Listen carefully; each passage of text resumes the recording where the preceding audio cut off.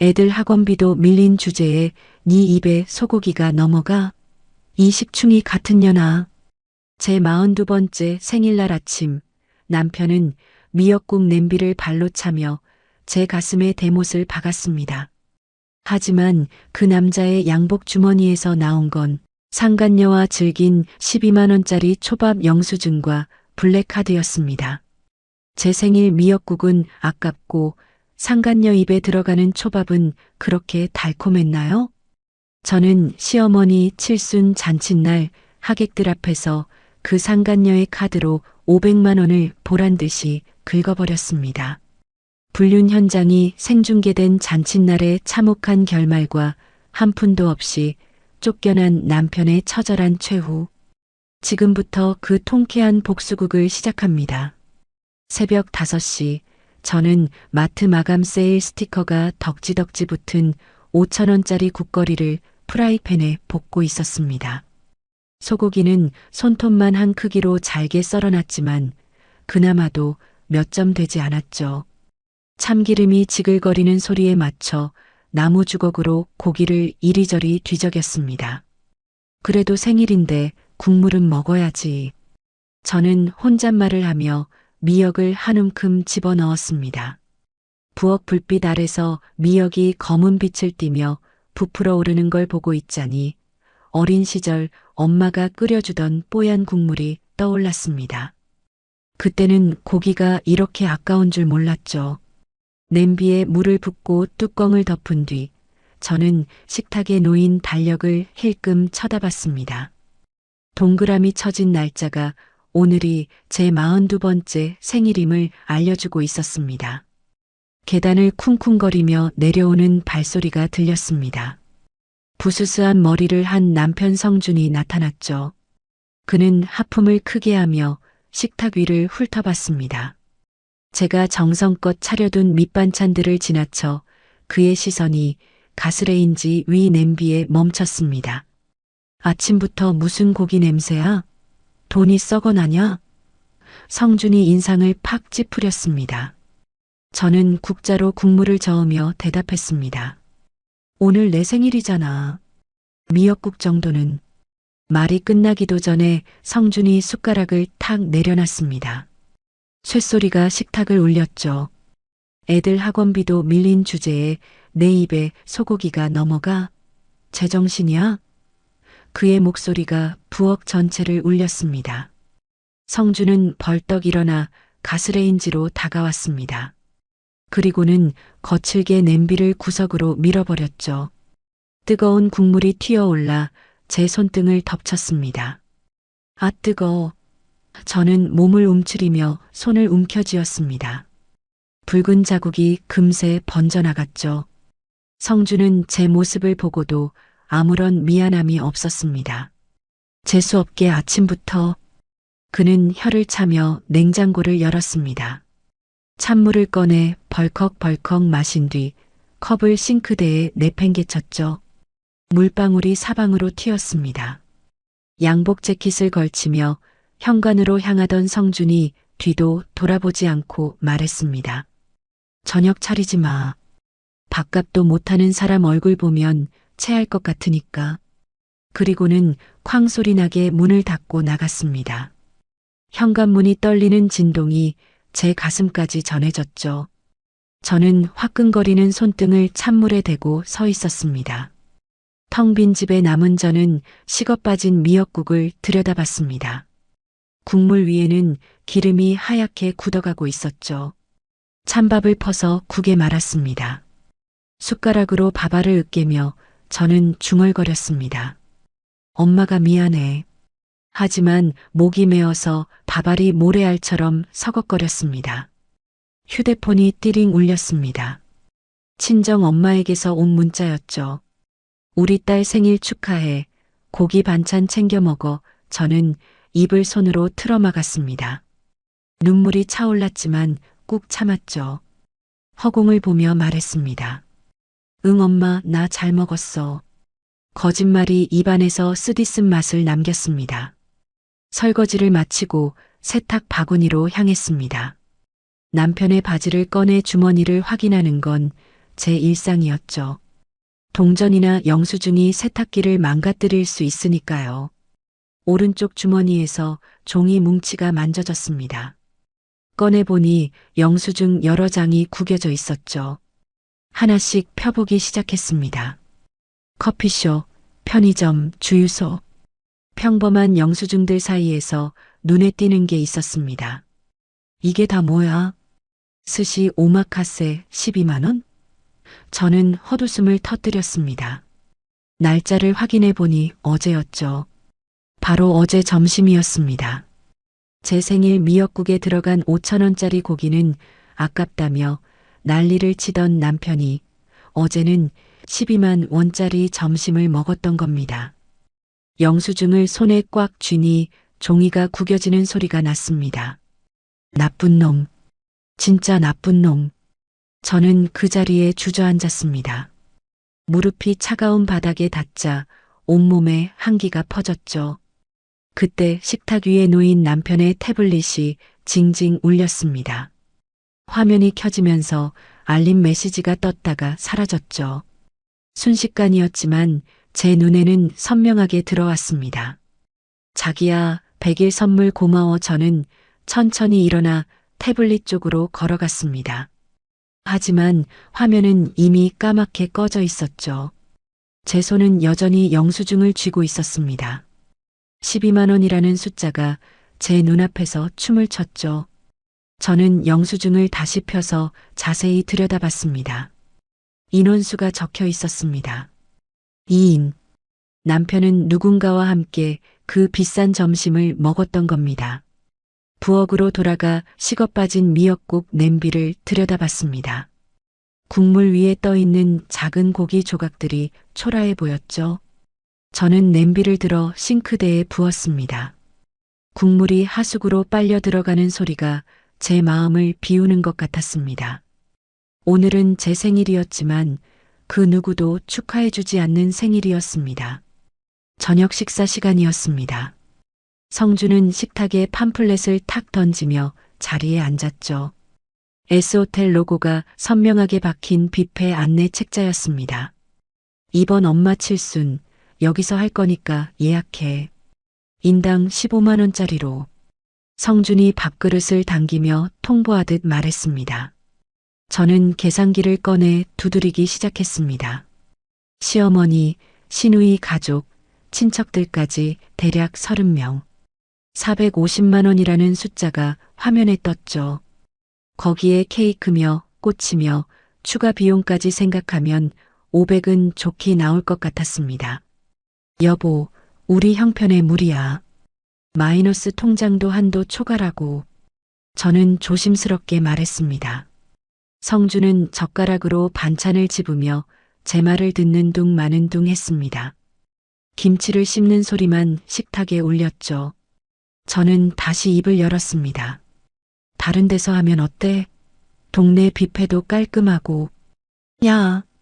성준이 젓가락을 식탁에 내리쳤습니다. 동생네 보란 듯이 내가 싸야 할 거 아냐? 장남 체면국이면 당신이 책임질 거야? 그의 목소리가 점점 커졌습니다. 성준은 이쑤시개를 꺼내 이를 쑤시기 시작했습니다. 쯧쯧 소리를 내며 저를 쏘아봤죠. 작년에 둘째니가 어디서 했는지 알아? 강남 특급 호텔이야. 우리가 거기보다 못한 데서 하면 평생 무시당한다고. 저는 물을 한 모금 마시고 용기를 냈습니다. 그럼 당신 비상금이라도 좀 보태줘. 손을 내밀자 성준의 얼굴이 벌겋게 달아올랐습니다. 내가 돈이 어디 있어. 살림을 어떻게 했길래 돈 타령이야. 그는 리모컨을 집어들었다가 식탁 위로 던졌습니다. 플라스틱이 깨지는 소리가 났죠. 안방으로 들어가며 성준이 소리쳤습니다. 장남 체면도 못 세워주는 마누라를 내가 왜 먹여 살려야 되는지 모르겠네. 쾅 하고 문이 닫혔습니다. 아이들이 방에서 빼꼼히 고개를 내밀었습니다. 엄마, 아빠 또 화났어? 막내가 걱정스러운 목소리로 물었죠. 저는 애써 웃으며 고개를 저었습니다. 아니야, 엄마 아빠 그냥 의논하는 거야. 얼른 들어가서 숙제해. 아이들이 문을 닫자 저는 한숨을 내쉬었습니다. 설거지를 하고 있는데 휴대폰이 울렸습니다. 시어머니였죠. 받자마자 날카로운 목소리가 들려왔습니다. 예, 둘째 며느리는 이번에 프라다 가방 사왔더라. 넌 뭐 없니? 저는 고무장갑 낀 손으로 이마를 짚었습니다. 어머니, 저희는 형편이 됐다. 기대도 안 했다. 시어머니가 말을 잘랐습니다. 잔치 음식이나 최고급으로 준비해라. 싸구려 티 내면 내 얼굴에 똥칠하는 줄 알아. 전화는 그렇게 일방적으로 끊어졌습니다. 뚜뚜 소리가 주방을 가득 채웠죠. 저는 휴대폰을 내려놓고 싱크대에 기댔습니다. 고무장갑을 벗으니 손이 빨갛게 부어 있었습니다. 뜨거운 물에 너무 오래 담그고 있었나 봅니다. 거칠어진 손가락 마디를 내려다보며 혼잣말을 했습니다. 나도 귀한 딸이었는데. 싱크대 위 선반을 정리하다가 이상한 걸 발견했습니다. 남편이 숨겨둔 양주병 옆에 작은 튜브가 넘어져 있었죠. 집어보니 고급 핸드크림 샘플이었습니다. S, J, 킴이라는 이니셜이 선명하게 박혀 있었죠. 저는 뚜껑을 열어 냄새를 맡아봤습니다. 달콤한 장미향이 코끝을 스쳤죠. 우리 집에는 없는 향이었습니다. 제가 쓰는 건 마트 특가 세일로 산 1,000원짜리 핸드크림이었으니까요. 주방 창문 너머로 아파트 불빛들이 하나둘 켜지고 있었습니다. 저녁을 먹는 가족들의 웃음소리가 어렴풋이 들려왔죠. 저는 핸드크림을 제자리에 돌려놓고 불을 껐습니다. 거실로 나가니 성준이 TV를 보고 있었습니다. 뉴스에서는 경제가 어렵다는 소식을 전하고 있었죠. 성준이 혀를 찼습니다. 저런 시국에 돈 없다고 징징대는 건 무능한 거야. 저를 보며 하는 말이었죠. 저는 소파 끝에 앉았습니다. 여보, 정말로 호텔에서 해야 해? 우리 애들 학원비도 밀렸는데. 성준이 채널을 돌리며 말했습니다. 학원비는 네가 알아서 해. 친정에 손 벌리든 뭘 하든. 우리 엄마도 형편이 어려워. 아빠 병원비 때문에. 그럼 일이라도 나가. 맨날 집에서 놀면서 돈 타령이나 하고. 성준이 소리를 높였습니다. 저는 입을 다물었습니다. 아이들이 듣고 있을지도 모르니까요. TV에서는 한 기업 회장의 호화로운 칠순 잔치 소식이 나오고 있었습니다. 수억을 들였다는 기사에 성준의 눈이 반짝였죠. 저 정도는 아니어도 품위는 지켜야지. 그가 중얼거렸습니다. 밤 11시 성준이 코를 골며 잠든 후에 저는 가계부를 펼쳤습니다. 마이너스 통장 한도는 이미 초과했고 카드값도 밀려 있었죠. 어디서 500만 원을 구해야 할지 막막했습니다. 휴대폰으로 대출 광고들을 검색해 봤습니다. 하지만 신용등급이 낮아서 가능한 곳이 없었죠. 저는 한숨을 쉬며 불을 끄려다가 성준의 지갑이 테이블에 놓여 있는 걸 봤습니다. 순간 며칠 전 태블릿에서 본 메시지가 떠올랐습니다. 자기야, 100일 선물 고마워. 성준이 누군가에게 선물을 했다는 뜻이었죠. 그런데 그 돈은 어디서 났을까요? 제게는 생일 미역국도 아까워하면서 저는 고개를 저었습니다. 의심하면 끝이 없었으니까요. 하지만 가슴 한구석이 답답했습니다. 무언가 제가 모르는 일이 일어나고 있다는 불길한 예감이 들었죠. 시어머니 칠순 잔치가 다가올수록 그 예감은 점점 더 강해졌습니다. 주말 오후였습니다. 저는 남편 양복을 정리하고 있었죠. 겨울 옷을 꺼내고 여름 옷을 넣을 시기였습니다.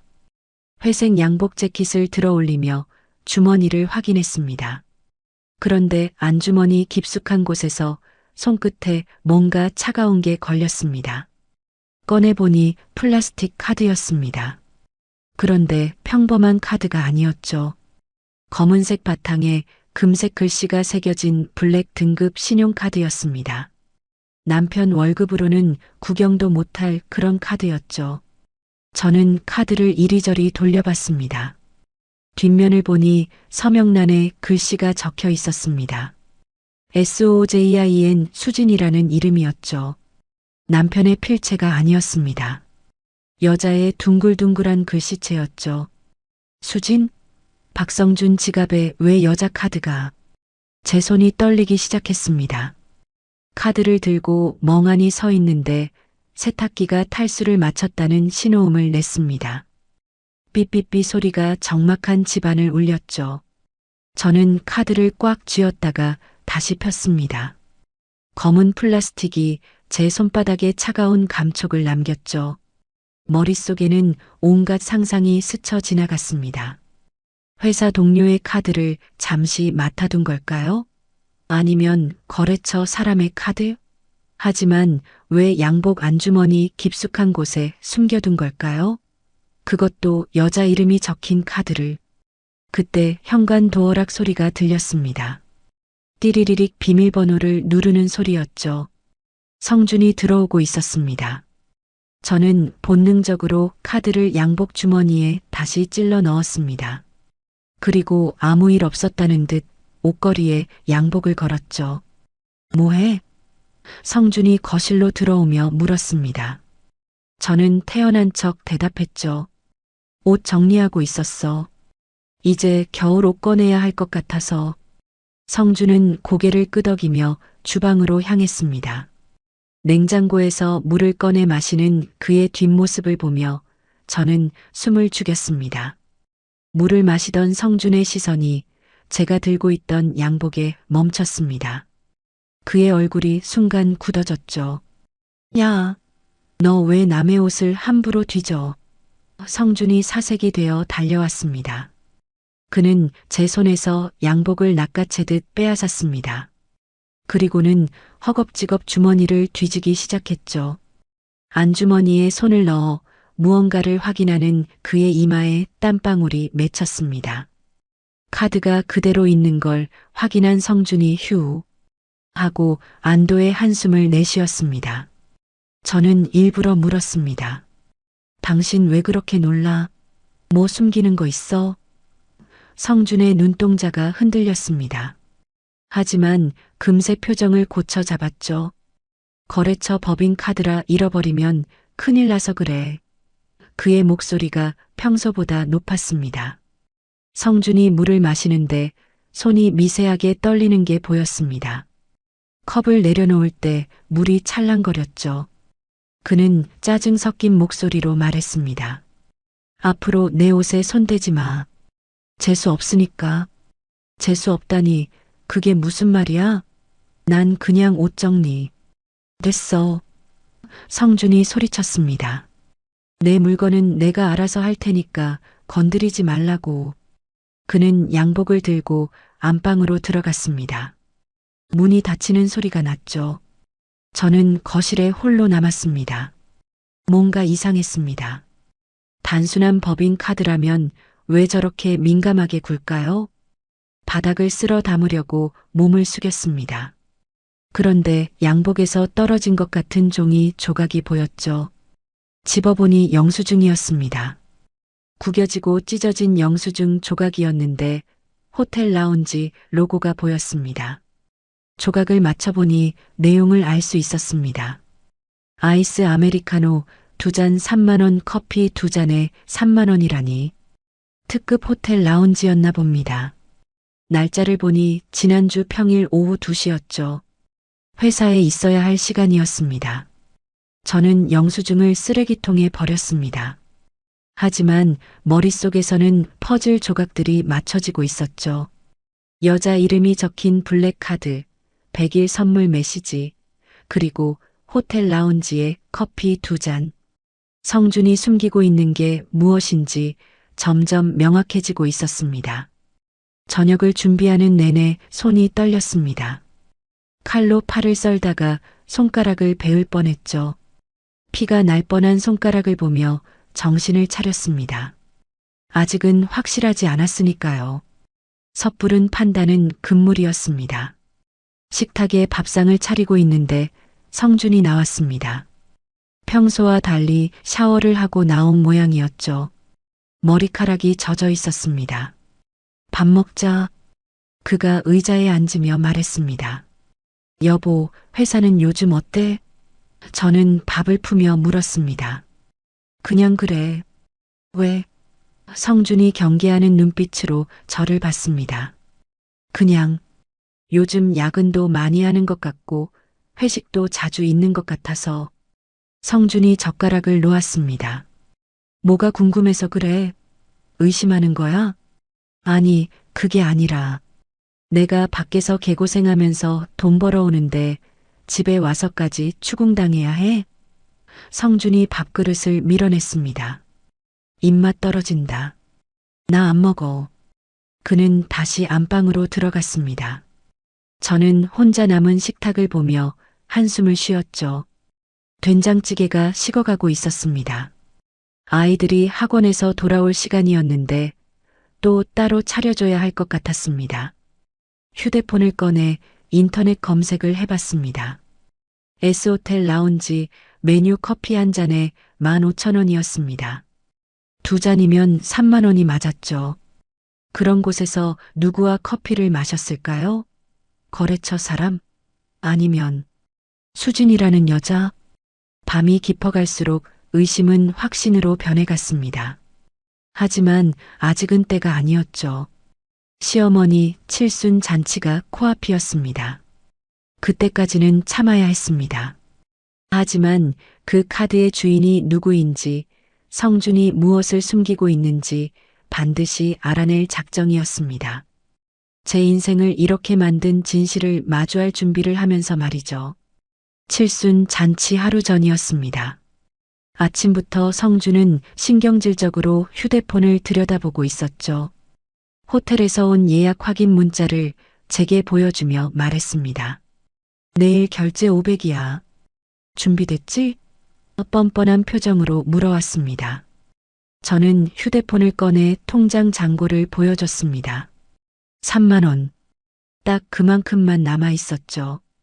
당신이 보태. 나 더 이상은 못해. 저는 단호하게 말했습니다. 성준의 얼굴이 벌겋게 달아올랐습니다. 이게 돌았나? 남편이 하라면 하는 거지. 그는 벌떡 일어나 밥상을 걷어찼습니다. 그릇들이 와장창 깨지는 소리가 났죠. 된장국이 바닥으로 튀었습니다. 장모님한테 전화해. 딸 팔아서 시집 왔으면 AS라도 해줘야 할 거 아냐. 성준이 고래고래 소리를 질렀습니다. 제 부모님까지 모욕하는 그의 말에 온몸이 떨렸죠. 저는 무릎을 꿇고 깨진 그릇을 주우며 말했습니다. 말 다 했어? 제 목소리는 차가웠습니다. 더 이상 참을 수 없었죠. 성준이 서랍장을 가리켰습니다. 정 없으면 애들 돌반지라도 팔아. 그깟 금부치가 대수야. 아이들의 돌반지를 팔라니. 그건 제 부모님이 손자들에게 준 유일한 선물이었습니다. 저는 벌떡 일어나 서랍장 앞을 막아섰습니다. 건드리지 마. 제가 노려보자 성준이 손가락으로 저를 가리켰습니다. 너 진짜 빈털터리로 쫓겨나고 싶냐? 좋은 말로 할 때 비켜. 그의 목소리가 차갑게 가라앉았습니다. 바닥에 흩어진 그릇 조각들이 햇빛을 받아 반짝였습니다. 마치 제 부서진 마음 같았죠. 저는 주먹을 꽉 쥐었습니다. 손톱이 손바닥을 파고들었지만 아픈 줄도 몰랐습니다. 성준은 바닥에 침을 뱉는 신용을 했습니다. 능력도 없는 게 집구석에서 밥만 축내는 식충이 주제에 어디서 눈을 불하려? 그의 말 한마디 한마디가 제 가슴에 못을 박았습니다. 식충이라고? 제가 물었습니다. 그래, 식충이. 네가 뭘 하냐? 빨래하고 밥하는 게 다잖아. 그것도 제대로 못하면서. 성준이 비웃었습니다. 저는 깨진 그릇을 쓰레받기에 담으며 말했습니다. 15년을 당신 뒷바라지했어. 새벽 5시에 일어나서 도시락 싸고 와이셔츠 다려주고. 그게 자랑이야? 그건 마누라가 당연히 해야 할 일이지. 성준이 소리쳤습니다. 그는 저를 향해 한 걸음 다가왔습니다. 내일 계산 못하면 그 자리에서 이혼 도장 찍을 줄 알아. 차가운 협박이었죠. 애들은 내가 키울 거야. 무능한 엄마한테 맡길 수 없으니까. 제 무릎이 떨렸습니다. 아이들을 빼앗긴다는 생각에 숨이 막혔죠. 하지만 겉으로는 태연한 척했습니다. 알았어. 내일 해결할게. 성준이 코웃음을 쳤습니다. 그래, 잘 생각했어. 어디 가서 구걸이라도 해. 내 주제에 맞게. 그는 안방으로 들어가며 문을 쾅 닫았습니다. 아이들이 방문 틈으로 울먹이는 얼굴을 내밀었습니다. 엄마, 괜찮아? 큰애가 물었죠. 막내는 이미 눈물을 흘리고 있었습니다. 저는 아이들을 안아주며 말했습니다. 괜찮아. 엄마는 괜찮으니까 걱정하지 마.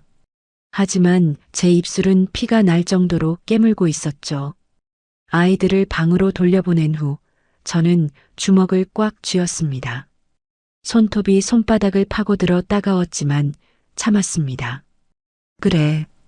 이혼? 해주는데 그냥은 안 하지. 저는 속으로 다짐했습니다. 거실로 나가니 식탁 위에 성준의 지갑이 놓여 있었습니다. 그 옆에는 평소와 다른 휴대폰이 하나 더 있었죠. 화면이 꺼진 세컨드 폰이었습니다. 언제부터 저런 폰을 들고 다녔을까요? 신삼. 새벽 2시가 되었습니다. 성준의 코 고는 소리가 안방에서 들려왔죠. 저는 조용히 거실로 나갔습니다. 식탁 위 성준의 지갑이 희미한 불빛 아래 놓여 있었습니다. 지갑을 열어보니 현금은 10,000원짜리 2장뿐이었습니다.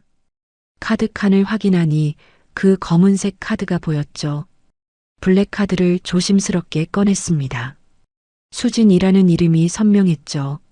미리 준비해둔 마트 포인트 카드를 꺼냈습니다. 검은색이라 비슷해 보였죠. 블랙카드가 있던 자리에 포인트 카드를 대신 꽂아 넣었습니다. 감쪽 같네. 저는 중얼거렸습니다. 그때 옆에 있던 세컨드폰 화면이 켜졌습니다.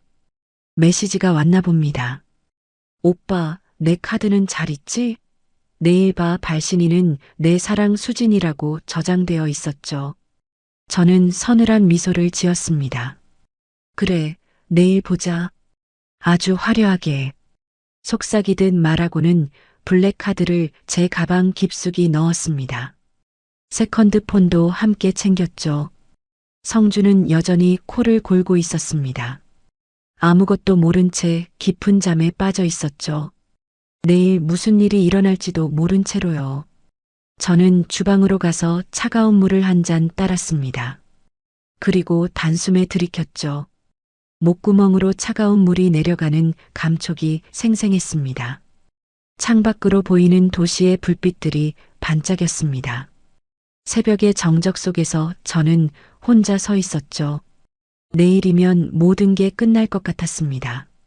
15년의 결혼 생활이, 그리고 제 인내심이 말이죠. 가방 속 블랙카드가 묵직하게 느껴졌습니다.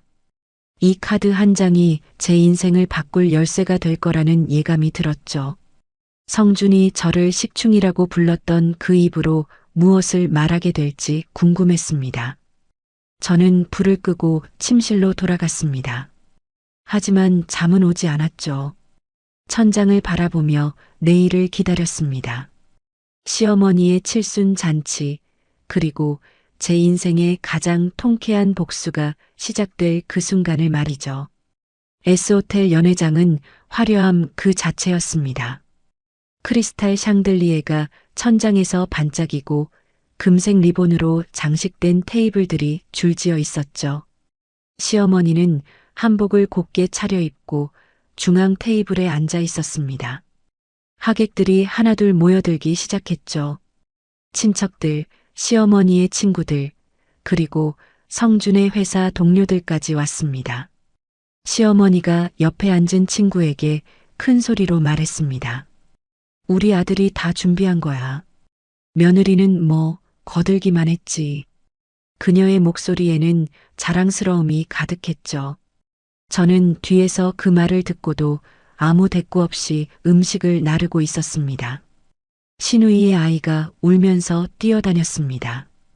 큰엄마, 나 배고파. 저는 허리를 숙여 아이를 달랬죠. 조금만 기다려. 큰엄마가 맛있는 거 가져다 줄게. 한복 치맛자락을 잡고 뷔페 코너로 달려갔습니다. 접시에 아이가 좋아할 만한 음식들을 담았죠. 돈가스, 스파게티, 과일 조각들을 예쁘게 담아서 가져왔습니다. 신우이는 의자에 편하게 앉아 있었습니다. 형님, 여기 물 좀 더 줘요. 마치 종 부리듯 손짓을 했죠. 얘가 또 목마르대요. 저는 물병을 들고 다시 움직였습니다. 발 뒤꿈치가 아팠지만 참았죠. 오늘만 참으면 된다고 스스로를 다독였습니다. 성주는 친척들 테이블에서 와인잔을 들고 있었습니다. 어머니 칠순인데 이 정도는 기본이죠. 하하. 그의 웃음소리가 연회장에 울려 퍼졌죠. 붉게 달아오른 얼굴로 허세를 부리는 모습이 멀리서도 보였습니다. 어깨를 으쓱대며 자신이 얼마나 성공한 아들인지 과시하고 있었죠. 드디어 케이크 커팅식 시간이 되었습니다. 3단 케이크가 등장하자 하객들이 박수를 쳤죠. 시어머니가 케이크를 자르고 성준이 샴페인을 따랐습니다. 어머니, 건강하게 오래오래 사세요. 성준의 목소리에는 진심이 없었지만 겉으로는 효자인 척했죠. 그때 호텔 지배인이 검은 가죽 폴더를 들고 다가왔습니다. 계산서입니다. 확인해 주시겠습니까? 조용한 목소리로 말했죠. 성준이 큰 소리로 외쳤습니다. 능력 없는 마누라 대신 내가 낸다, 내가. 그리고는 보란 듯이 지갑을 꺼냈습니다. 주변 사람들이 모두 그를 주목했죠. 성준이 지갑을 열었습니다. 카드칸에 손을 넣어 블랙카드를 찾았죠. 하지만 손에 잡힌 건 시커먼 마트 포인트 카드였습니다. 그의 얼굴이 순식간에 하얗게 질렸죠. 다시 한번 지갑을 뒤졌지만 블랙카드는 없었습니다. 눈동자가 심하게 흔들리기 시작했죠. 잠깐만. 성준이 더듬거렸습니다. 이마에 식은 땀이 송글송글 맺혔죠. 그는 재빨리 머릿속으로 계산했을 겁니다. 이 여자가 돈을 구해왔겠지. 아니면 친정에서 빌려왔겠지. 그런 심정으로 갑자기 배를 움켜잡았습니다. 아이고 배야. 여보, 당신이 좀 처리해. 나 급동이라. 성준이 소리치고는 화장실로 뛰어갔습니다. 하객들이 수군거리기 시작했죠. 뭐야, 계산할 때 도망가. 에이 설마. 하는 소리들이 들려왔습니다. 시어머니가 혀를 찼습니다. 쯧쯧, 중요한 순간에. 야, 네가 빨리 계산해라. 날카로운 눈빛으로 저를 닥달했죠. 주변의 시선이 모두 제게 쏠렸습니다. 친척들, 하객들 모두가 저를 보고 있었죠. 저는 천천히 숨을 들이쉬었습니다. 떨리는 손을 꽉 쥐어 진정시켰죠. 그리고는 또렷한 목소리로 말했습니다. 네, 제가 계산할게요. 아주 특별한 카드로요. 가방을 열어 지퍼 안쪽 주머니를 뒤적였습니다. 검은색 블랙 카드가 제 손에 잡혔습니다. 차가운 플라스틱의 감촉이 손끝에 전해졌죠. 카드를 꺼내 들자 주변에서 작은 탄성이 흘러나왔습니다. 와, 블랙 카드네. 며느리가 부자였나? 하는 속삭임들이 들렸죠. 호텔 직원에게 카드를 건넸습니다. 한도 확인하겠습니다. 직원이 공손하게 카드를 받아들었죠. 블랙카드의 매끄러운 표면이 호텔 조명을 받아 날카로운 칼날처럼 빛났습니다. 마치 성준의 거짓말을 베어버릴 칼날 같았죠. 신삼. 직원이 단말기에 카드를 꽂았습니다. 기계음이 울렸죠. 띠링 500만 원 승인되었습니다. 영수증이 지잉 소리를 내며 출력되기 시작했습니다. 하얀 종이가 천천히 밀려나오는 모습을 저는 가만히 지켜봤죠. 서명 패드를 받아들었습니다. 전자펜을 꽉 쥐고 한 글자 한 글자 정성껏 썼죠. 김, 미, 진 세 글자가 화면에 선명하게 새겨졌습니다. 제 이름을 이렇게 당당하게 쓴 게 얼마만인지 모르겠더군요. 서명을 마치자 영수증 출력이 완료되었습니다. 지잉 기계음이 마치 승리의 팡파르 같았죠. 화장실 쪽에서 성준이 고개를 빼꼼 내밀었습니다. 멀리서 제가 계산하는 모습을 보고는 놀란 표정을 지었죠. 그리고는 허겁지겁 뛰어왔습니다. 야, 너 뭐로 계산했어? 목소리가 갈라졌습니다. 저는 영수증을 성준의 얼굴 앞에 흔들었습니다. 500만 원이라는 숫자가 선명하게 보였죠. 그리고 미소를 지으며 말했습니다. 어머 여보, 당신 애인 카드가 한도가 아주 빵빵하던데? 성준의 얼굴이 사색이 되었습니다. 입을 뻥긋거리며 아무 말도 못했죠. 바로 그 순간이었습니다. 제가 테이블 위에 올려둔 세컨드폰이 미친 듯이 진동하기 시작했습니다. 부르르르 진동음이 연회장에 울려 퍼졌죠. 화면에는 발신자 이름이 떴습니다. 내 사랑 수진 빨간색 하트 이모티콘까지 붙어 있었죠. 주변 사람들이 모두 휴대폰 화면을 봤습니다. 어머, 상간녀. 진짜야? 수군거림이 커졌죠. 저는 침착하게 스피커폰 버튼을 눌렀습니다.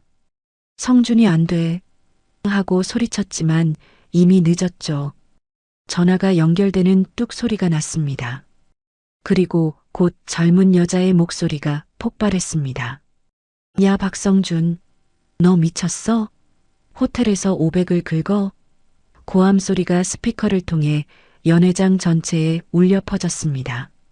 날카로운 여자 목소리에 모든 하객이 얼어붙었죠. 포크를 들던 손이 멈추고 대화하던 입이 다물어졌습니다. 시어머니가 떡을 들다가 그대로 떨어뜨렸습니다. 이게 무슨 소리냐? 목소리가 떨렸죠. 신우이도 놀란 표정으로 입을 벌렸습니다. 친척들은 서로 눈빛을 교환하며 박서방, 여자 있었어? 세상에. 하고 속삭였죠. 성준이 다급하게 제게 달려들었습니다. 아, 아니야. 이거 보이스피싱이야. 휴대폰을 뺏으려고 손을 뻗었지만 저는 가볍게 몸을 돌려 피했습니다. 그리고는 볼륨 버튼을 최대로 올렸죠.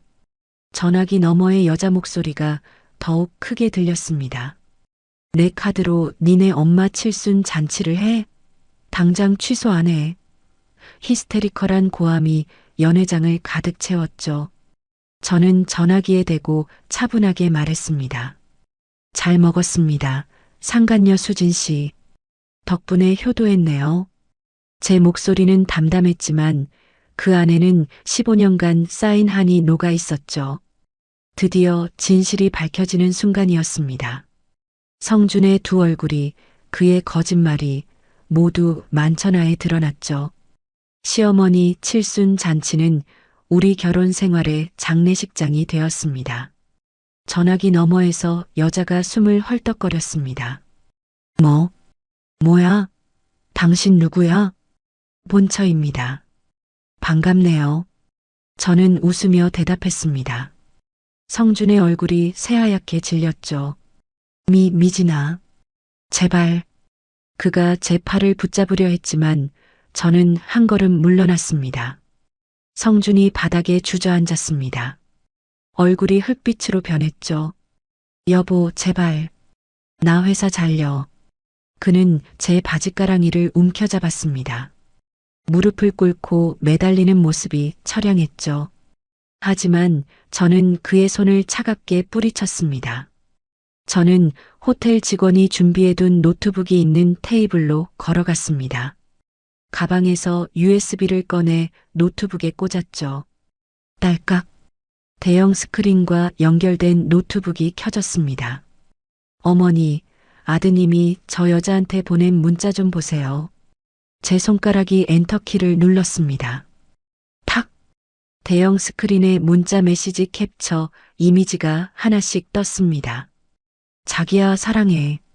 오늘 밤 기대된다. 나도 사랑해. 이따 뜨거운 밤 보내자. 하얀 화면에 검은 글씨가 선명하게 보였죠. 시어머니의 눈이 점점 커졌습니다. 다음 슬라이드가 넘어갔죠. 자기 덕분에 내가 산다. 진짜로. 우리 곧 결혼하자. 마누라랑은 곧 이혼할 거야. 진짜? 약속이야? 당연하지. 너만 믿어. 친척 아주머니들이 어머나 하고 입을 막았습니다. 신우이는 의자를 붙잡고 스크린만 바라봤죠. 성준이 비틀거리며 일어나 스크린 쪽으로 달려왔습니다. 그만, 제발 그만. 목이 쉰 목소리로 소리쳤죠. 하지만 이미 다음 슬라이드가 넘어간 뒤였습니다. 수진아, 사업 자금 좀 더 빌려줄 수 있어? 또, 지난번 5천은 언제 갚을 거야? 곧 갚을게. 제발, 너만 믿는다. 알았어. 근데 진짜 마지막이야. 문자가 계속 스크린에 떴습니다. 시어머니가 의자를 붙잡고 천천히 일어섰죠. 아이고, 내 팔자야. 저런 놈을 아들이라고. 그녀의 목소리가 떨렸습니다. 손으로 뒷목을 움켜쥐더니 몸이 휘청거렸죠. 엄마. 신우이가 비명을 지르며 달려들었습니다. 시어머니는 그대로 의자에 푹 쓰러졌죠. 눈을 감고 축 늘어진 모습이었습니다. 하객들이 우르르 몰려들었습니다. 119 불러. 물 좀 가져와. 어르신 정신 차리세요. 연회장이 순식간에 난장판이 되었습니다. 케이크가 바닥에 떨어지고 의자가 넘어지고 사람들이 뛰어다녔죠. 신삼이혼해. 난 이 집구석에서 나갈 거니까. 저는 혼란 속에서도 침착하게 가방을 챙겼습니다. USB를 뽑아 지퍼에 넣었죠. 성준이 바닥에 주저앉아 멍하니 허공을 바라보고 있었습니다. 초점을 잃은 눈빛이었죠. 저는 그에게 다가가 500만 원짜리 영수증을 꺼냈습니다. 휙! 영수증을 성준의 얼굴에 던졌죠. 종이가 그의 얼굴에 닿았다가 바닥에 떨어졌습니다. 이건 네가 갚아. 몸으로 때우든 콩밥을 먹든. 성준이 고개를 들어 저를 올려다봤습니다. 미진아, 나 말하지 마. 저는 그를 벌레 보듯 내려다봤습니다. 15년 동안 이 사람에게 짓눌려 살았던 제가 이제는 그를 내려다보고 있었죠. 더 볼 일 없으니까 연락하지 마. 법원에서 보자. 차갑게 이별을 통보했습니다. 뒤도 돌아보지 않고 연회장 출구로 걸어갔죠. 한복 치맛자락을 들고 천천히 당당하게 걸었습니다. 미진아, 여보. 성준이 기어오려 했습니다. 하지만 호텔 웨이터가 음식물 쓰레기 카트를 밀고 와 길을 막았죠. 손님, 길 좀 비켜주세요. 웨이터의 무심한 목소리가 들렸습니다. 성준은 카트 앞에서 멈춰섰죠. 쓰레기 냄새가 그를 에워쌌을 겁니다. 저는 회전문을 밀고 밖으로 나왔습니다. 차가운 밤 공기가 얼굴에 닿았죠. 깊게 숨을 들이마셨습니다. 가슴속이 뚫리는 기분이었습니다. 멀리서 경찰차 사이렌 소리가 들려왔습니다. 위잉위잉. 점점 가까워지는 소리였죠. 빨간 불빛이 어둠 속에서 번쩍거렸습니다. 아마 상간녀가 신고했을 겁니다. 카드 도용으로요. 하지만 저는 두렵지 않았습니다. 준비는 이미 다 되어 있었으니까요. 밤하늘을 올려다봤습니다. 별이 총총 빛나고 있었죠. 차가운 바람이 머리카락을 넘겼습니다. 아, 시원하다. 깊은 숨을 내쉬었습니다. 15년 만에 처음 맡아보는 자유의 공기였습니다. 가슴속에 눌려있던 돌덩이가 사라진 기분이었죠. 주차장으로 천천히 걸어갔습니다. 뒤에서 119 구급차 소리가 들렸지만 저는 돌아보지 않았습니다. 더 이상 제가 신경 쓸 일이 아니었으니까요.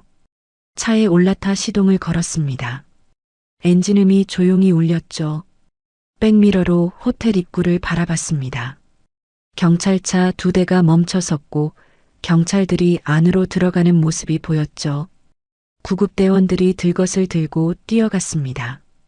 저는 기어를 뒤에 넣고 엑셀을 밟았습니다. 차가 천천히 움직이기 시작했죠. 호텔이 백미러 속에서 점점 멀어졌습니다. 성준도 시어머니도 그 모든 것들이 제 뒤로 사라졌습니다. 결혼 생활의 무덤을 뒤로하고 저는 새로운 길로 접어들었습니다. 칠순 잔치가 끝난 지 사흘이 지났습니다. 저는 법률사무소 앞에 서 있었죠. 낡은 건물 2층에 있는 작은 사무실이었습니다. 김태민 법률사무소라는 간판이 햇빛에 발해 있었죠. 계단을 올라가며 손에 든 서류 봉투를 꽉 쥐었습니다. 문을 열고 들어가자 김 변호사가 반갑게 맞아줬습니다. 누나 왔어요? 응, 태민아. 그는 대학교 때 법학과 후배였습니다. 졸업 후 고시에 합격해서 변호사가 됐죠. 앉아요. 커피 드릴게요. 아니야, 괜찮아. 저는 의자에 앉아 가방을 열었습니다. 김 변호사가 책상 너머로 서류 봉투를 건넸습니다. 누나, 이거 어제 등기 우편으로 왔죠? 응, 아침에 받았어. 봉투를 뜯자 고소장이라는 글자가 보였습니다. 고소인은 김수진, 피고소인은 김미진이었죠. 혐의는 특수절도 및 사기였습니다. 저는 고소장을 읽으며 헛웃음을 터뜨렸습니다. 뻔뻔한 것도 정도가 있지. 김 변호사가 고소장을 받아들고 읽었습니다. 누나, 걱정 마요. 이거 성립 안 돼요. 정말? 네. 여기 보세요. 그가 고소장 중간 부분을 손가락으로 짚었습니다. 남편이 현장에서 계산을 미루고 도망갔죠? 응, 배 아프다고 화장실로 갔어. 그럼 법적으로 묵시적 위임이 성립돼요. 김 변호사가 펜으로 메모지에 뭔가를 적었습니다. 남편이 계산 의무를 누나한테 넘긴 거예요. 그 순간 누나는 남편의 대리인이 된 거죠. 그럼 내가 남편 카드를 쓴 게 아니라. 맞아요. 남편이 누나한테 계산하라고 위임한 거예요. 묵시적으로요. 저는 고개를 끄덕였습니다. 가슴속에 쌓여있던 불안감이 조금씩 사라졌죠. 게다가 누나, 이거 봐요. 김 변호사가 다른 서류를 꺼냈습니다. 제가 호텔 CCTV 영상 확보했어요. 남편이 화장실로 도망가는 장면 다 찍혀 있어요. 진짜? 네. 그리고 호텔 직원 진술서도 받았어요. 남편이 마누라가 처리한다고 말했다는 증언이요. 저는 안도의 한숨을 내쉬었습니다. 고마워, 태민아. 누나, 이제 우리가 공격할 차례예요. 김 변호사가 서랍을 열어 두툼한 파일을 꺼냈습니다.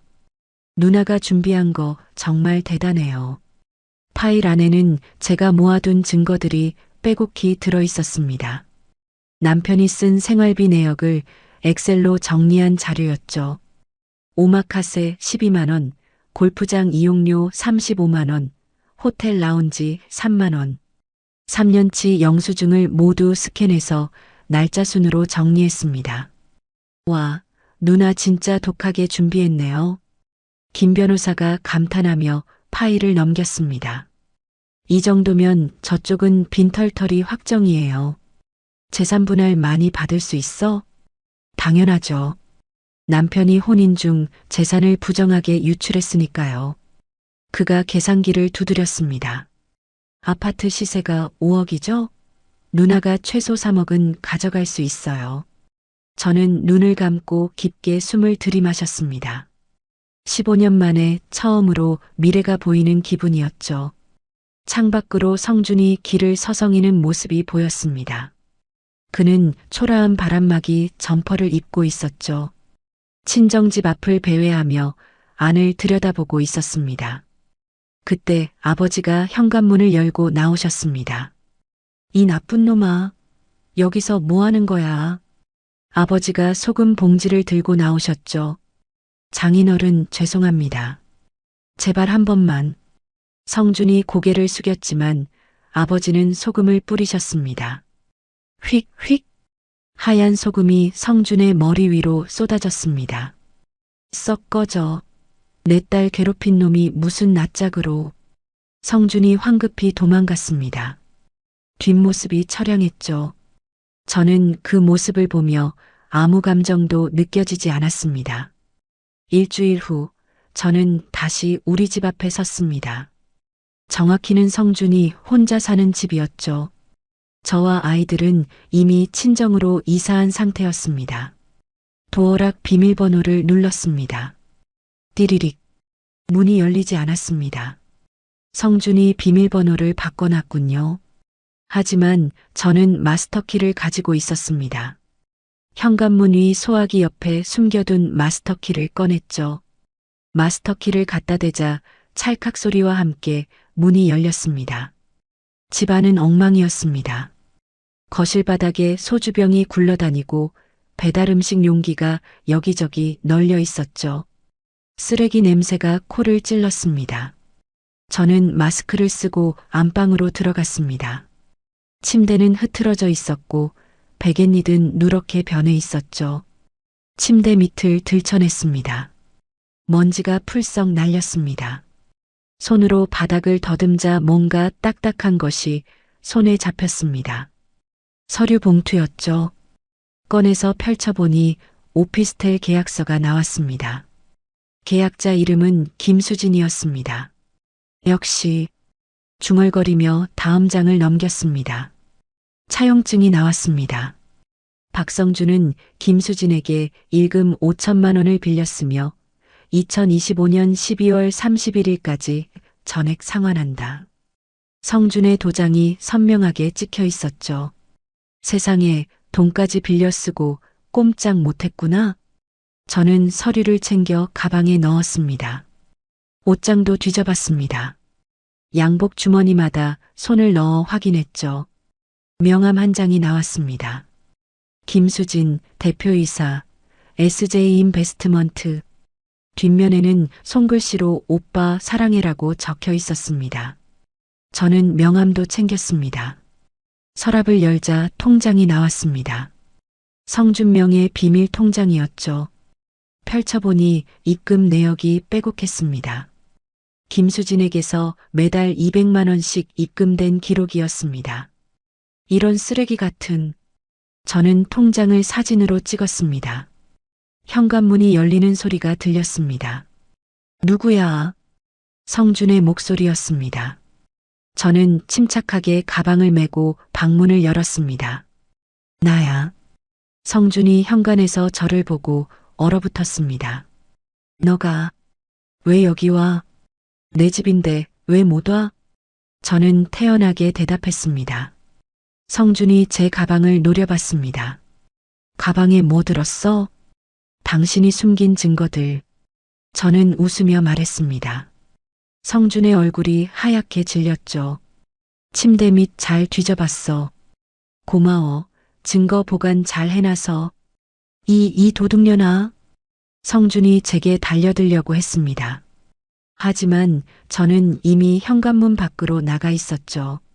법원에서 보자. 이혼 소송이랑 재산분할 청구서 곧 받을 거야. 문을 닫고 계단을 내려갔습니다. 뒤에서 성준이 문을 두드리는 소리가 들렸지만 저는 뒤돌아보지 않았습니다. 밖으로 나오자 햇살이 따뜻했습니다. 가방 속 서류들이 묵직하게 느껴졌죠. 이제 마지막 한 방만 남았습니다. 현관 계단에 놓인 성준의 구두가 보였습니다. 낡아서 밑창에 구멍이 난 구두였죠. 한때는 멀쩡했던 그 구두처럼 성준의 인생도 구멍이 뚫려버렸습니다. 저는 차에 올라타 시동을 걸었습니다. 김 변호사 사무실로 향하며 저는 처음으로 확신했습니다. 이제 정말 끝이 보인다고요. 경찰서 조사실은 차갑고 건조했습니다. 형광등 불빛이 하얗게 빛났죠. 저는 의자에 앉아 담당 형사의 질문에 답하고 있었습니다. 그러니까 남편분이 계산을 부탁했다는 거죠? 네, 맞습니다. 저는 침착하게 대답했습니다. 옆에는 김 변호사가 앉아 있었죠. CCTV 영상 확인하셨죠? 제 의뢰인의 남편이 화장실로 도망가는 장면 말입니다. 김 변호사가 서류를 꺼내 형사에게 건넸습니다. 그리고 호텔 직원 진술서도 있습니다. 형사가 서류를 훑어봤습니다. 이 정도면 절도 혐의는 성립하기 어렵겠는데요. 그때 조사실 문이 벌컥 열렸습니다. 젊은 여자가 들어왔습니다. 검은색 명품 코트를 입고 하이힐을 신은 여자였죠. 김수진이었습니다. 형사님, 저 고소인 김수진입니다. 그녀는 팔짱을 끼고 저를 노려봤습니다. 아줌마, 도둑질했으면 곱게 감방 가세요. 합의 없으니까. 목소리에 거만함이 가득했죠. 저는 가방을 열어 서류 뭉치를 꺼냈습니다. 탁! 책상 위에 서류를 내려놓았습니다. 이게 뭐예요? 수진이 인상을 찌푸렸습니다. 상간소송소장이요. 그리고 이건 차용증 사본이고요. 저는 차분하게 말했습니다. 수진의 얼굴이 굳어졌죠. 뭐라고요? 도둑질은 그쪽이 하셨죠. 남의 남편이랑 시간. 저는 수진을 똑바로 쳐다봤습니다. 15년 동안 쌓인 분노가 차갑게 식어 얼음이 된 목소리였죠. 수진이 서류를 낚아채 읽기 시작했습니다. 이게 대체... 그녀의 손이 떨렸습니다. 저는 의자에 편하게 기대 앉았습니다. 그리고 천천히 입을 열었습니다. 이 사람이 당신한테 사업 자금이라고 돈 빌려가서 주식에 몰래 투자했다가 다 날린 건 아세요? 수진의 눈이 커졌습니다. 뭐라고? 그리고 그걸 감추려고 당신 카드로 생활비 때우고 어머니 칠순까지 치렀어요. 저는 손가락으로 하나씩 꼽아가며 말했습니다. 오마카세 12만 원, 골프 35만 원, 호텔 라운지 3만 원. 전부 당신 돈으로 썼죠. 수진의 얼굴이 벌겋게 달아올랐습니다. 손에 든 서류가 구겨졌죠. 증권 계좌 내역도 여기 다 있어요. 작년 11월부터 올해 3월까지 5천만 원 전액 주식으로 날렸더라고요.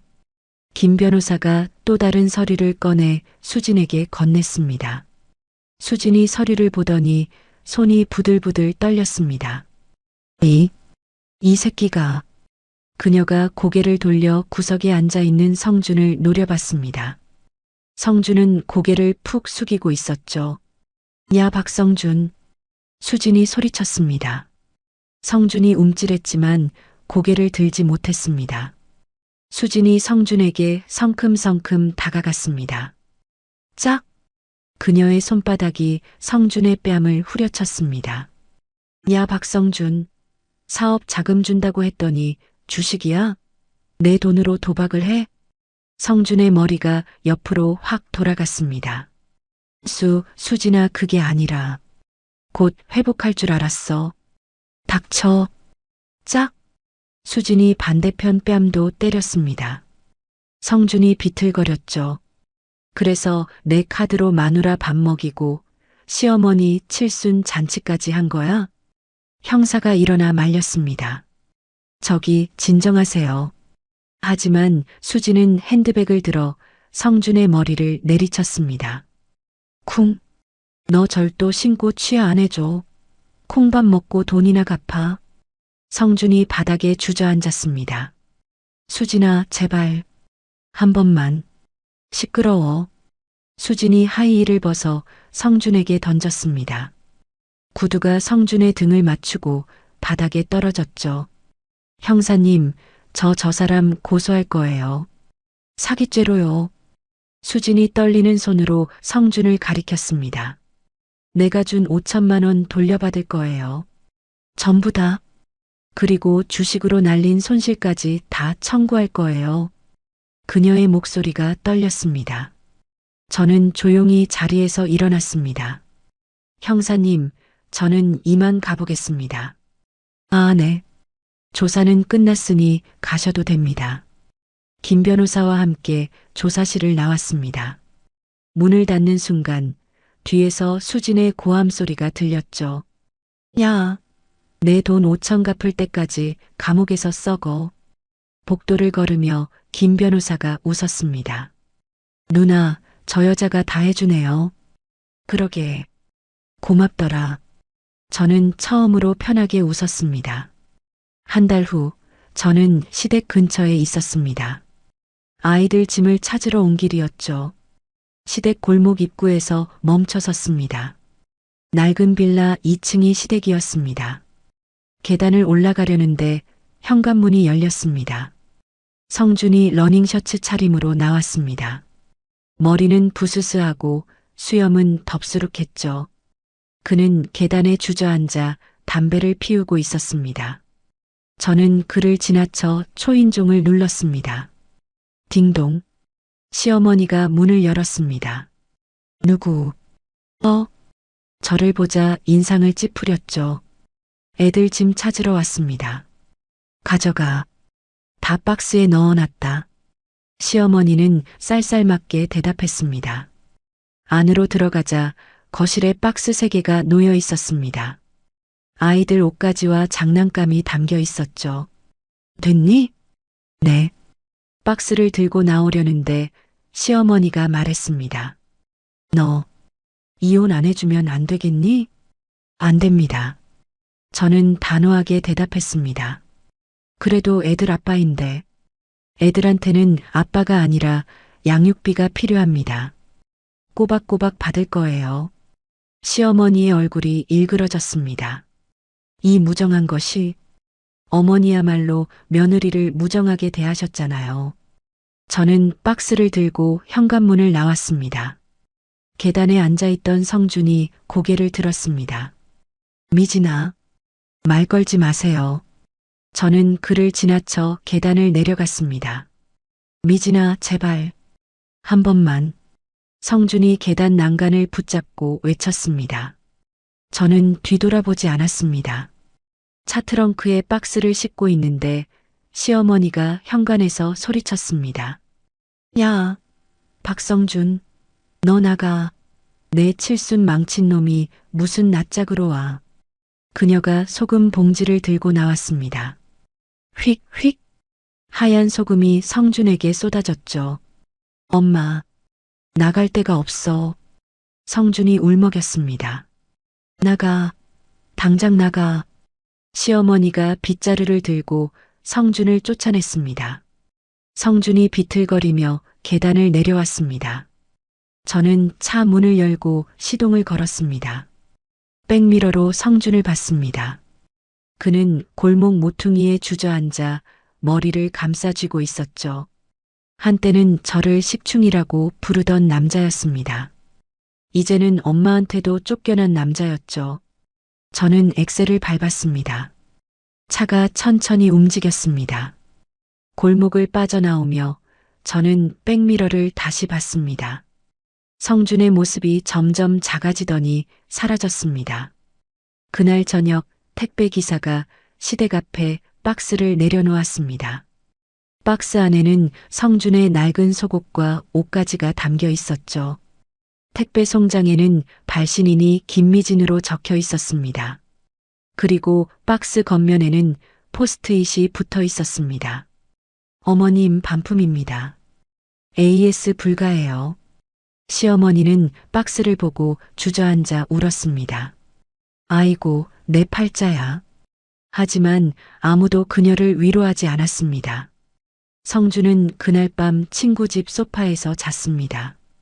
다음 날도 그 다음 날도 소파를 전전했죠. 일주일 후 성준은 고시원으로 들어갔습니다.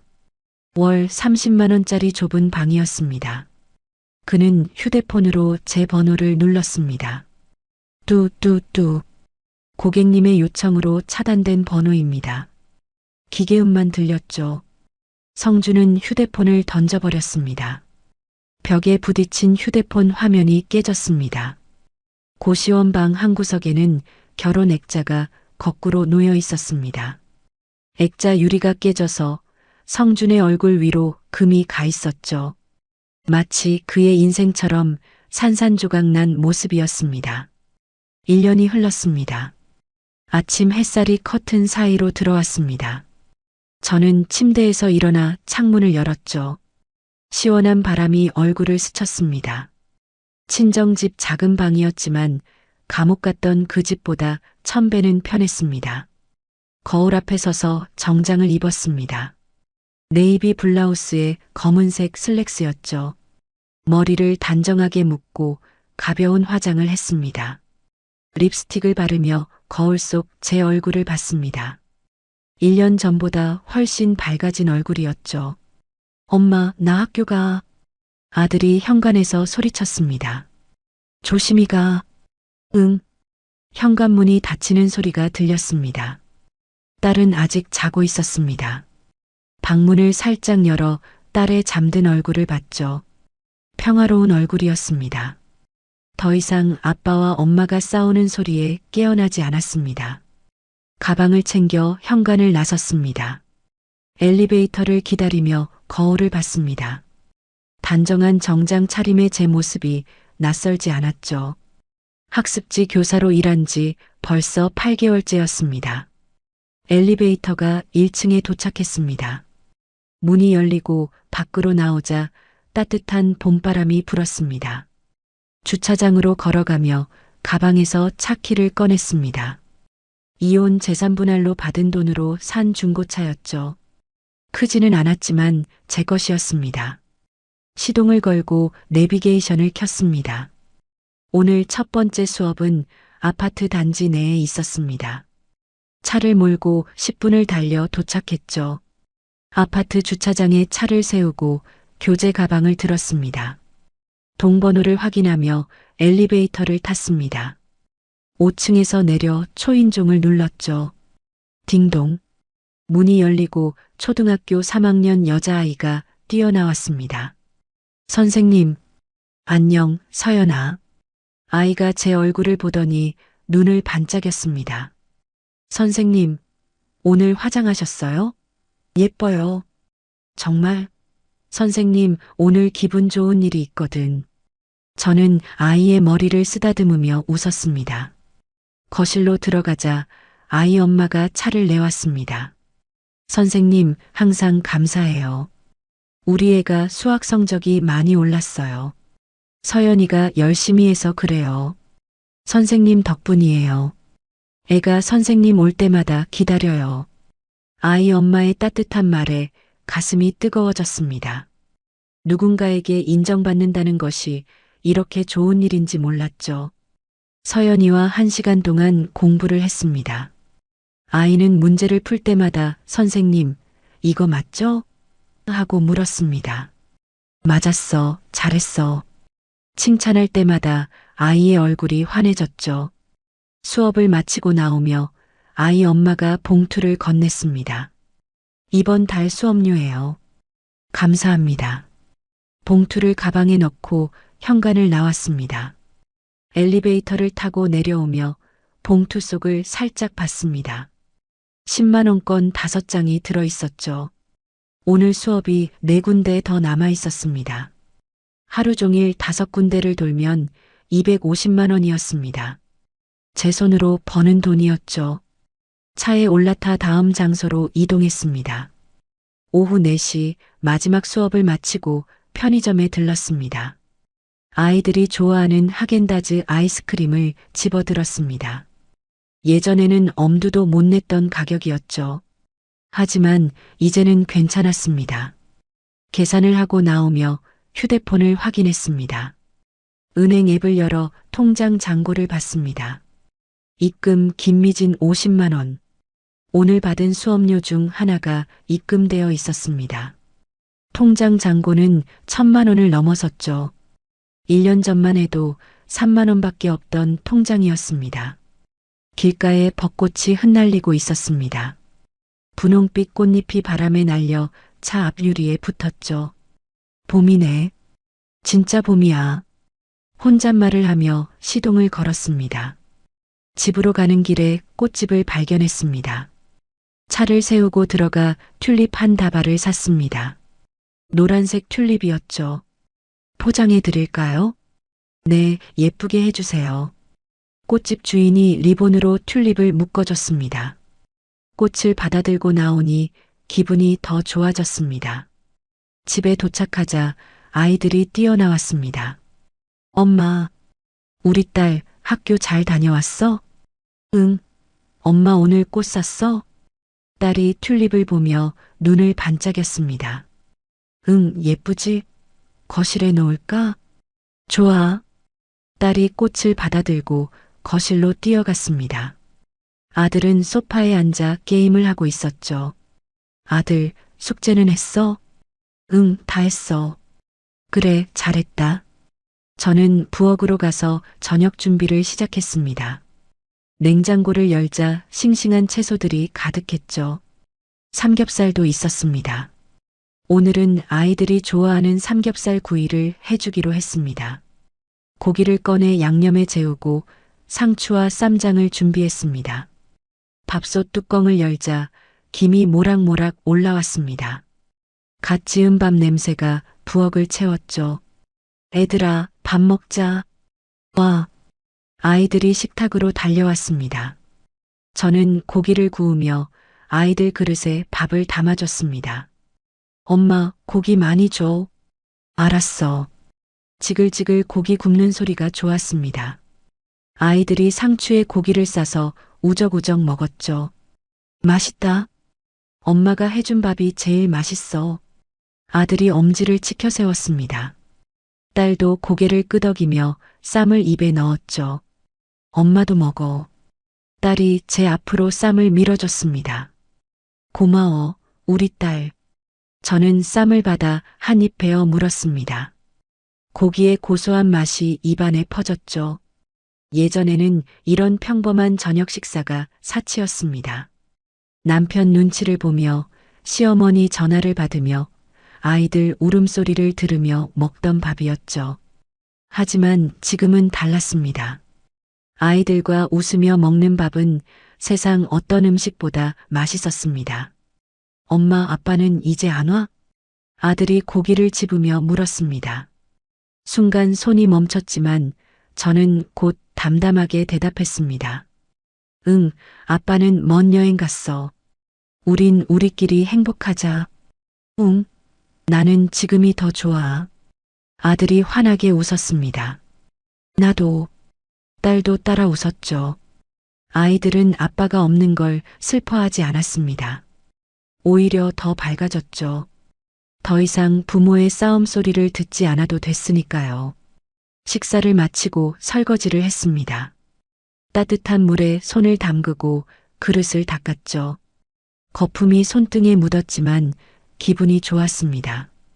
창문 너머로 저녁 노을이 보였습니다.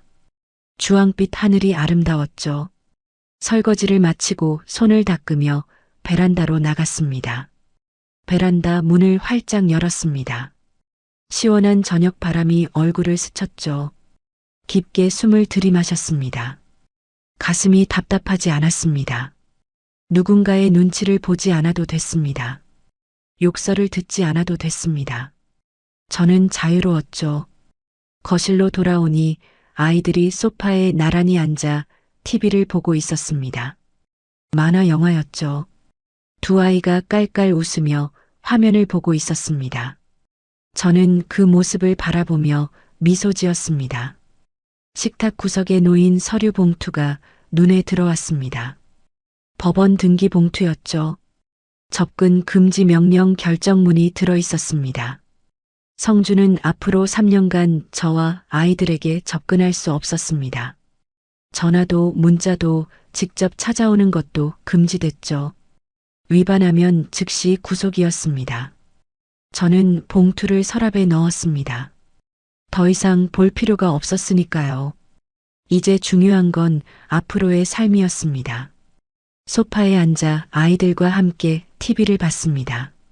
딸이 제 팔을 꼭 안았죠. 엄마 사랑해. 엄마도 사랑해. 딸의 머리를 쓰다듬었습니다. 따뜻한 체온이 느껴졌죠. 아들도 제 어깨에 머리를 기댔습니다. 엄마, 우리 이제 계속 이렇게 살 거지? 응, 그럼. 좋다. 아들이 방긋 웃었습니다. TV 화면에서는 주인공이 악당을 무찌르고 있었습니다. 아이들이 환호성을 질렀죠. 저도 따라 웃었습니다. 시계를 보니 밤 9시였습니다. 애들아, 씻고 자야지. 에이, 조금만 더. 안 돼, 내일 학교 가야지. 아이들이 투덜거리며 일어났습니다. 욕실로 들어가는 아이들의 뒷모습을 보며 흐뭇했죠. 저는 부엌으로 가서 내일 아침 도시락을 준비했습니다. 김밥을 말고 과일을 깎고 물통에 물을 채웠습니다. 하나하나 정성스럽게 준비하는 시간이 좋았습니다. 누군가를 위해 뭔가를 한다는 것이 행복이었죠. 도시락을 냉장고에 넣고 불을 껐습니다. 아이들이 잠든 방을 살짝 열어봤습니다. 두 아이가 나란히 누워 자고 있었죠. 평화로운 얼굴이었습니다. 이불을 덮어주고 이마에 살짝 키스했습니다. 잘 자, 우리 아들. 잘 자, 우리 딸. 속삭이고는 문을 닫았습니다. 제 방으로 돌아와 침대에 누웠습니다. 천장을 바라보며 오늘 하루를 떠올렸죠. 학생들을 가르치고 돈을 벌고 아이들과 저녁을 먹고 웃으며 시간을 보냈습니다. 평범한 하루였지만 이 평범함이 얼마나 소중한지 알았습니다. 1년 전만 해도 상상할 수 없었던 일이었죠. 휴대폰을 집어들고 메모장을 열었습니다. 오늘 해야 할 일 목록이 적혀 있었죠. 하나씩 체크를 했습니다. 모두 완료였습니다. 내일 할 일 목록도 적었습니다. 수업 준비, 장보기, 아이들 학원 데려다 주기. 작은 일들이었지만 하나하나가 소중했습니다. 휴대폰을 내려놓고 불을 껐습니다. 어둠 속에서 눈을 감았죠. 피곤했지만 기분 좋은 피곤이었습니다. 누군가의 욕설에 지친 피곤이 아니라 열심히 살았기 때문에 느끼는 피곤이었습니다. 저는 미소 지으며 잠에 들었습니다. 내일도 좋은 하루가 될 거라는 확신과 함께요. 다시 돌아온 제 생일이었습니다. 43번째 생일이죠. 아침에 눈을 뜨자 창밖으로 햇살이 쏟아져 들어왔습니다. 이불을 걷어차고 일어나 기지개를 켰죠. 몸이 가볍고 개운했습니다. 거울 앞에 서서 제 얼굴을 봤습니다. 주름이 조금 더 생겼지만 표정은 1년 전보다 훨씬 밝았죠. 생일 축하해, 김미진. 거울 속 제게 속삭였습니다. 세수를 하고 옷을 갈아입었습니다. 편한 청바지에 하얀 티셔츠를 입었죠. 거실로 나오니 식탁 위에 카드가 놓여 있었습니다. 아이들이 만든 생일 카드였죠. 엄마 생일 축하해요. 사랑해요, 민준, 서연 올림. 삐뚤빼뚤한 글씨였지만 세상 어떤 선물보다 소중했습니다. 카드를 가슴에 꼭 안고 한참을 서 있었죠. 눈가가 뜨거워졌지만 이번엔 슬픔의 눈물이 아니었습니다. 행복의 눈물이었죠. 부엌으로 가서 커피를 내렸습니다. 원두를 갈아서 드립으로 천천히 내렸죠. 고소한 커피 향이 집안을 가득 채웠습니다. 창문을 열자 따뜻한 봄바람이 들어왔습니다. 새소리가 들렸죠. 커피를 한 모금 마시며 밖을 바라봤습니다. 아파트 단지 안공원에는 벚꽃이 만개해 있었습니다. 분홍빛 꽃들이 바람에 흔들렸죠. 오늘은 특별한 날이니까. 혼잣말을 하며 가방을 챙겼습니다. 오늘은 제 생일이니까 특별한 걸 해야 했습니다. 현관문을 나서며 한 번 더 거울을 봤습니다.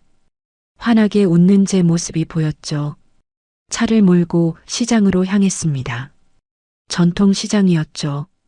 주차를 하고 시장 안으로 들어갔습니다. 생선 냄새, 채소 냄새, 사람들의 목소리가 뒤섞였습니다. 활기찬 시장의 분위기가 좋았죠. 정육점 앞에 멈춰 섰습니다. 유리 진열대 안에 여러 부위의 고기가 놓여 있었습니다. 어서 오세요. 사장님이 반갑게 인사했죠. 사장님, 툭불 한우 양지. 제일 비싼 걸로 600g 주세요. 제 목소리는 당당했습니다. 1년 전이었다면 상상도 못했을 주문이었죠. 사장님이 눈을 크게 떴습니다. 오, 오늘 특별한 날이신가 봐요? 네, 제 생일이거든요. 그러세요? 축하드려요. 사장님이 환하게 웃으며 가장 좋은 부위를 집어들었습니다. 고기를 저울에 올리자 정확히 600g이었죠. 마블링이 골고루 박힌 아름다운 고기였습니다. 9만 원입니다. 카드 되죠? 물론이죠. 카드를 건네며 저는 미소 지었습니다. 제 명의 카드였죠. 남편 카드도 상간녀 카드도 아닌 제가 번 돈으로 만든 제 카드였습니다. 결제가 완료되고 영수증을 받았습니다. 고기 맛있게 드세요. 생일 축하드려요. 감사합니다. 고기를 들고 시장을 나왔습니다. 발걸음이 가벼웠죠. 채소 가게에 들러 싱싱한 미나리와 파를 샀습니다. 아가씨, 오늘 미나리 엄청 싱싱해요. 그래요? 그럼 한 단 주세요. 네. 미나리와 파, 그리고 깻잎도 한 봉지 샀습니다. 마지막으로 떡집에 들렀습니다. 사장님, 백설기 한 팩 주세요. 네, 잠깐만요. 하얀 백설기가 예쁘게 담겨 나왔습니다. 이거 나눠 드실 거예요? 아니요, 제가 먹을 거예요. 아, 그래요? 맛있게 드세요. 장을 마치고 집으로 돌아왔습니다. 부엌에 장바구니를 내려놓고 고기를 꺼냈습니다. 도마 위에 올려놓으니 마블링이 햇빛을 받아 반짝였죠. 예쁘다. 감탄하며 미역을 꺼냈습니다. 큰 냄비에 물을 붓고 미역을 불렸습니다. 참기름을 두르고 미역을 볶기 시작했죠. 지글지글 소리가 나며 고소한 냄새가 퍼졌습니다. 다진 마늘을 넣고 볶다가 물을 부었습니다. 보글보글 끓어오르는 미역국을 보며 저는 눈물이 날 것 같았습니다. 1년 전 5,000원짜리 미역국도 아깝다던 남편이 떠올랐죠. 하지만 이제는 달랐습니다. 제가 원하는 걸 제 돈으로 살 수 있었습니다. 미역국에 간장으로 간을 맞췄습니다. 한 숟가락 떠서 맛을 봤죠. 완벽해. 국이 끓는 동안 밥을 지었습니다. 쌀을 씻어 밥솥에 넣고 물을 부었죠. 버튼을 누르자 밥솥이 윙 소리를 냈습니다. 고기를 꺼내 한 입 크기로 썰었습니다. 칼이 고기를 부드럽게 가르며 들어갔죠. 접시에 담으니 정말 예술품 같았습니다. 상추와 깻잎을 씻어 물기를 털었습니다. 쌈장도 작은 그릇에 담았죠. 식탁을 차리기 시작했습니다. 하얀 도자기 그릇에 미역국을 담았습니다. 김이 모락모락 올라왔죠. 밥도 예쁜 그릇에 담았습니다. 고기 접시, 쌈 채소, 쌈장, 김치를 차례로 놓았습니다. 마지막으로 물잔을 놓고 한 발짝 물러섰습니다. 와, 제가 만든 생일상이었습니다. 누가 차려준 게 아니라 제가 저를 위해 차린 상이었죠. 의자에 앉아 숟가락을 들었습니다. 미역국 한 숟가락을 떠서 입에 넣었습니다. 뜨끈한 국물이 목으로 넘어갔죠. 아, 저절로 탄성이 나왔습니다. 맛있었습니다. 정말 맛있었습니다. 눈물이 주르르 흘러내렸습니다. 행복의 눈물이었죠. 김미진, 생일 축하해. 스스로에게 건배하듯 물잔을 들었습니다. 물을 한 모금 마시고 고기를 집었습니다. 상추에 고기를 올리고 쌈장을 살짝 발랐죠. 한 입에 넣자 고기의 부드러움과 쌈장의 짭조름함이 어우러졌습니다. 맛있다. 혼자 말하며 계속 먹었습니다. 밥 한 숟가락, 국 한 숟가락, 고기 한 점. 천천히 음미하며 먹었죠. 아무도 재촉하지 않았습니다. 아무도 욕하지 않았습니다. 그저 조용히 제 생일을 축하하며 밥을 먹었습니다. 식사를 마치고 설거지를 했습니다. 따뜻한 물에 손을 담그고 그릇을 닦았죠. 거품이 손등에 묻었지만 기분이 좋았습니다. 마지막 그릇을 닦으며 창밖을 봤습니다. 햇살이 따뜻했습니다. 새들이 지저귀고 아이들이 공원에서 뛰어놀고 있었죠. 평화로운 오후였습니다. 오후 3시 저는 아이들과 함께 공원으로 나왔습니다. 아들과 딸이 제 양손을 잡고 걸었죠. 엄마, 오늘 날씨 진짜 좋다. 딸이 방긋 웃으며 말했습니다. 그러게, 완전 봄이야. 아들도 신나서 폴짝폴짝 뛰었습니다. 공원 산책로는 벚꽃으로 가득했습니다. 분홍빛 터널을 걷는 기분이었죠. 바람이 불 때마다 꽃잎이 흩날렸습니다. 와, 눈 같아. 딸이 손을 뻗어 꽃잎을 잡으려 했습니다. 꽃잎 하나가 딸의 손바닥에 살포시 내려앉았죠. 엄마 봐. 꽃잎 잡았어. 우와, 우리 딸 대단한데? 아들도 꽃잎을 잡으려고 폴짝폴짝 뛰었습니다. 저는 그 모습을 보며 웃었습니다. 아이들의 웃음소리가 공원에 울려 퍼졌죠. 벤치에 앉아 아이들이 뛰어노는 모습을 지켜봤습니다. 두 아이가 시소를 타며 깔깔거렸습니다. 엄마, 나 더 높이. 조심해. 아들이 그네를 타며 소리쳤습니다. 딸은 미끄럼틀을 타고 내려오며 환호했죠. 저는 그 모습을 보며 가슴이 벅찼습니다. 아이들이 행복했습니다. 더 이상 아빠와 엄마 싸우는 소리를 듣지 않아도 됐습니다. 더 이상 무서워하지 않아도 됐죠. 멀리서 젊은 부부가 손을 잡고 걸어오는 게 보였습니다. 여자가 남자에게 기대며 웃고 있었죠. 여보, 저기 카페 갈까? 좋아, 가자. 다정한 대화가 들렸습니다. 예전 같았으면 부러웠을 겁니다. 왜 나는 저런 사랑을 받지 못할까 질투했을 거예요. 하지만 지금은 아니었습니다. 부러움도 질투도 느껴지지 않았죠. 저는 이미 충분히 행복했으니까요. 남편이 없어도 누군가의 사랑이 없어도 저는 완전했습니다. 제 자신만으로도 충분했죠. 휴대폰을 꺼냈습니다. 배경화면에는 활짝 웃고 있는 제 사진이 있었습니다. 아이들과 함께 찍은 셀카였죠.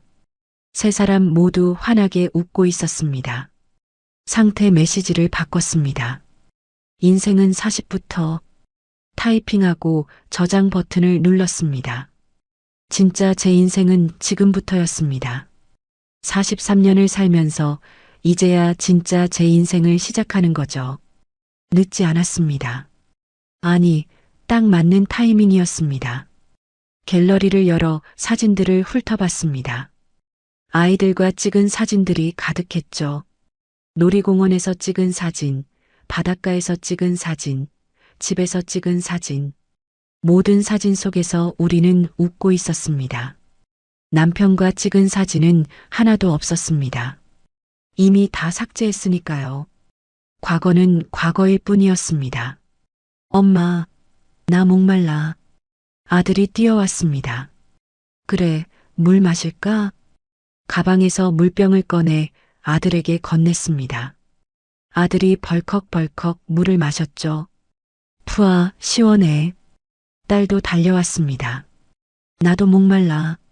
딸에게도 물을 주었습니다. 두 아이가 나란히 앉아 물을 마시는 모습이 사랑스러웠죠. 엄마, 우리 아이스크림 먹자. 그래, 먹자. 벤치에서 일어나 편의점으로 향했습니다. 손에 손을 잡고 걸었죠. 편의점 문을 열고 들어갔습니다. 좋아하는 거 골라. 와. 아이들이 냉동고 앞으로 뛰어갔습니다. 나는 이거 먹을래. 아이들이 각자 아이스크림을 골랐습니다. 저도 하나 집었죠. 계산대로 가서 카드를 건넸습니다. 총 8,500원입니다. 네. 결제를 하고 아이스크림을 받았습니다. 밖으로 나와 벤치에 다시 앉았죠. 아이스크림을 뜯어 한 입 베어 물었습니다. 달콤하고 차가웠습니다. 맛있다. 아이들도 행복하게 아이스크림을 먹었습니다. 해가 서쪽으로 기울기 시작했습니다. 하늘이 주황빛으로 물들었죠. 저녁 노을이었습니다. 엄마, 하늘 봐. 예쁘다. 딸이 하늘을 가리켰습니다. 정말 예쁘네. 저도 하늘을 올려다봤습니다. 구름이 붉게 물들어 있었죠. 마치 수채화 같았습니다. 엄마, 저 하늘 끝까지 가면 뭐가 있어? 아들이 물었습니다. 글쎄, 뭐가 있을까? 천국? 그럴 수도 있겠다. 엄마는 천국 가고 싶어? 딸이 순진한 눈으로 물었습니다. 저는 딸의 머리를 쓰다듬으며 말했습니다. 아니, 엄마는 지금이 천국 같아. 정말? 응, 너희랑 있으니까. 아이들이 환하게 웃었습니다. 나도 지금이 제일 좋아. 나도. 세 사람이 함께 웃었습니다. 바람이 불어왔습니다. 따뜻한 봄바람이었죠. 제 머리카락을 넘기고 지나갔습니다. 꽃잎도 함께 날아갔습니다. 마치 축복처럼요. 저는 자리에서 일어났습니다. 가자, 집에. 응. 아이들이 제 손을 잡았습니다. 세 사람이 손을 잡고 집으로 향했죠.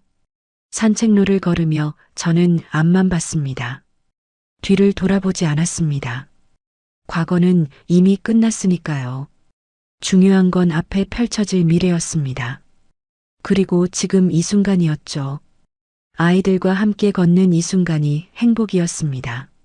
집에 도착해 현관문을 열었습니다. 따뜻한 불빛이 우리를 맞이했죠. 다녀왔습니다. 저는 빈 집에 대고 인사했습니다. 아이들도 따라했죠. 다녀왔어요. 거실 벽에는 아이들이 그린 그림이 붙어 있었습니다. 크레파스로 삐뚤빼뚤 그린 그림이었죠. 세 명이 손을 잡고 웃고 있는 그림이었습니다. 그 위에는 이렇게 적혀 있었습니다. 우리 엄마는 슈퍼우먼. 저는 그 그림을 보며 미소 지었습니다. 슈퍼우먼이라. 저는 슈퍼우먼이 아니었습니다. 그냥 평범한 여자였죠. 하지만 제 인생의 주인공이었습니다. 더 이상 누군가의 그림자가 아니었습니다. 저는 김미진이었습니다. 두 아이의 엄마였고 학습지 교사였고 이혼녀였죠. 그리고 무엇보다도 자유로운 여자였습니다. 창문을 열고 밤하늘을 올려다봤습니다. 별이 총총 빛나고 있었습니다. 달도 환하게 떠 있었죠. 바람이 불어왔습니다. 시원한 밤바람이었습니다. 저는 깊게 숨을 들이마셨습니다. 그리고 천천히 내쉬었죠. 가슴이 뻥 뚫린 기분이었습니다. 더 이상 아무것도 답답하지 않았습니다. 제 앞에는 넓은 길이 펼쳐져 있었습니다. 어디로든 갈 수 있었죠. 무엇이든 될 수 있었습니다. 이제 제 인생은 제가 정하는 거였으니까요. 저는 창문을 닫고 아이들 방으로 갔습니다. 두 아이가 침대에 누워 책을 보고 있었죠. 엄마, 책 읽어줘. 그래, 읽어줄게. 침대에 앉아 책을 펼쳤습니다. 동화책이었죠. 옛날에 이야기를 읽어주며 저는 행복했습니다. 아이들의 따뜻한 체온이 느껴졌습니다.